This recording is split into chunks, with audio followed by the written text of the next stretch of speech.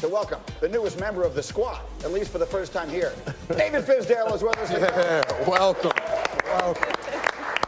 They picked a good day. A very tall man fell very hard last night. We will talk about the consequences of it, but that's not where we begin. We begin with it's a big day today around the National Football League when it comes to new head coaching hires. Dallas, 4 o'clock Eastern time on ESPN2.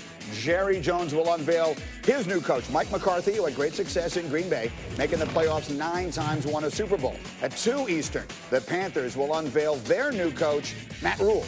The owner, David Tepper, was able to pry Rule away from Baylor, gave him 7 years and $60 million, and it could go higher with incentives. And then the Giants are finalizing a deal with Patriots wide receiver and special teams coach Joe Judge, who is 38.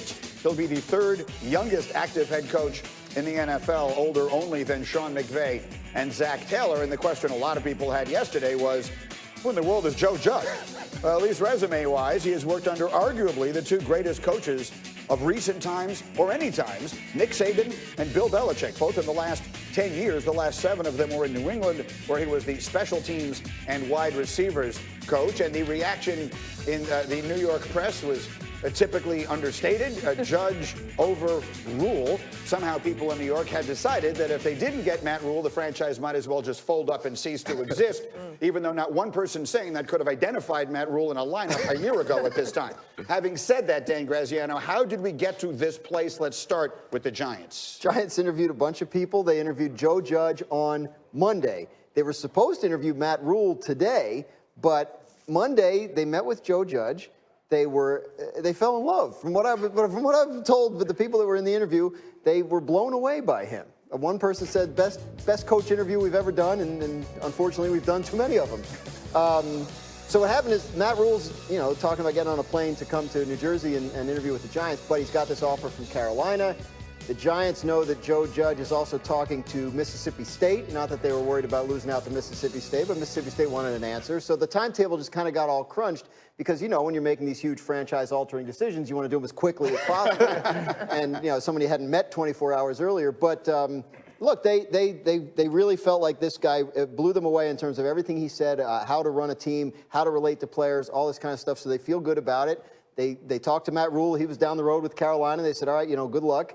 And Joe Judge, I guess, had to call Mississippi State and tell him no thanks. So, Nick, when you hear how all of that unfolded and who the Giants ended up with, what comes to mind, especially considering the fact that, this is a scenario where this guy's going to be asked to develop Daniel Jones and much more? Yeah, I don't want to denigrate Joe Judge. I don't know him. I hope he does well, and maybe he's as amazing as they think he's going to be. And the reason why they have so much experience is because they aren't necessarily good at hiring head coaches. So it doesn't bode well necessarily for Joe Judge. So I don't want to be critical of him. I hope that it works out for him. But it doesn't seem like the Giants is an organization where people want to go or a marquee organization in a way that we think it is. Because why rush to make this decision well before some of the big-name guys, some of the big-name coordinators, who is normally a guy you would hire, a big-name coordinator who's had a lot of success before they're even out of the playoffs. This is not college. You don't have to worry about recruiting. You can wait until you get your right guy. But it seems to me that they are all behind David Gettleman.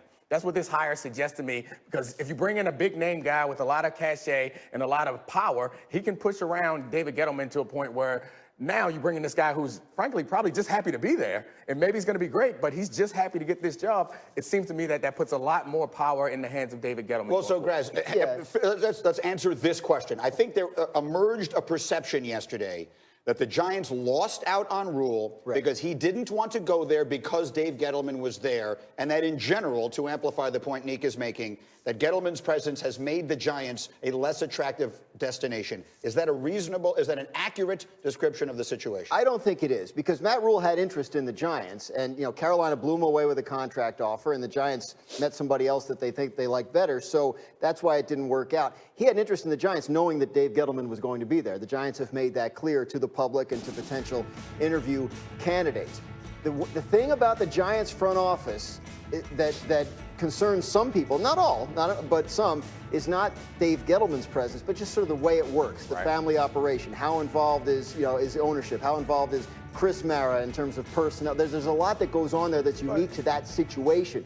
But I don't get the Right. sense that Matt Rule didn't want to go there for that reason. I think he didn't want to go there because David Tepper offered him $60 million. I guess, and I understand that. I agree with that. It makes sense. But I would make the argument that a guy, and I think Mr. T was on set, Tannenbaum was on set last week talking about how a guy with enough cachet can come in and demand that he has final decision-making power. A guy like Joe Judge, he doesn't have the leverage to demand those things. So that's the only point I'm making, is this job seems to be a job that is more comfortable, or this opportunity is more comfortable with leaving the power in Gettleman's hands and not giving it off to Well, him. yes, I think that part of it is indisputable. Whether it's a problem or not is what we're talking That's about. how the But Giants run their business. they That's how have decided to keep Gettleman there. Right. So no coach who was Yeah. going to demand total control of the organization was going to even consider it, which would have dismissed, if there were even possibilities, the Urban Meyers and the Lincoln. I mean, if that was even in the conversation, I never heard that to begin with. No, I don't think it was. And look, I mean, at the end of the day, Joe Judge is a guy that if you talk to people that worked with him at Alabama back in the 09 year, they said he's meticulous. He's very focused on every single thing that matters. And he started from the bottom, so he knows every single level